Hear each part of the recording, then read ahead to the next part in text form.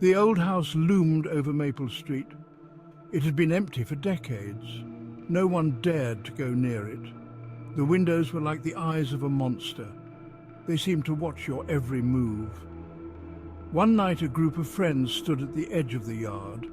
There was Max, the brave one. He dared anyone to go inside. His best friend Kevin hesitated, but he wouldn't back down from a challenge, especially not from Max. Then there was Emily. She didn't believe in ghosts. She thought the house was cool.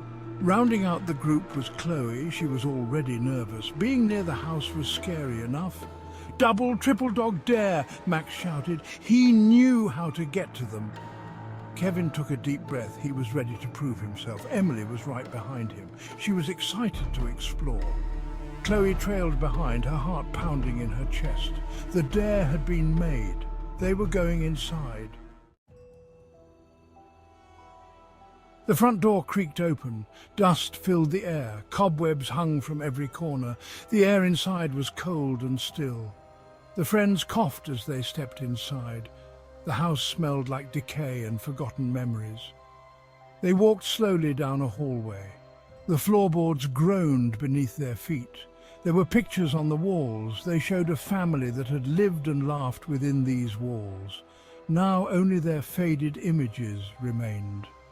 As they walked, they noticed something strange. Their shadows were moving on their own. They were mimicking the friends' movements, but with a delay. It was as if the shadows were alive. "Did you guys see that?" Chloe whispered. "See what?" Max chuckled. "Your shadow?" He was trying to sound brave, but even he felt a chill. The shadows were starting to freak him out. They continued deeper into the house. They entered a room with a large fireplace. The furniture was covered in dust sheets. A grandfather clock stood against one wall, its hands frozen in time. Suddenly, the door slammed shut. They were locked in. Max ran to the door and started banging on it. "Help! Let us out!" he yelled. The shadows on the wall began to twist and contort. They were no longer mimicking the friends. Now they were moving on their own.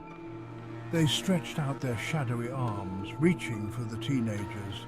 "This isn't funny, guys!" Emily shouted. She was starting to get really scared. The shadows looked menacing. One of them seemed to be holding a knife. Panic set in. They were trapped. The shadows were closing in. They had to find another way out. Max started pulling on the boarded-up windows.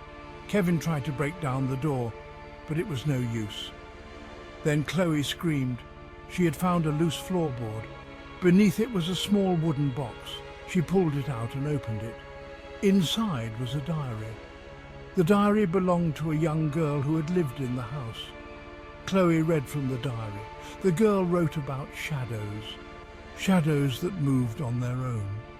She wrote about how the shadows had taken her family, how they were pulled into the walls, never to be seen again.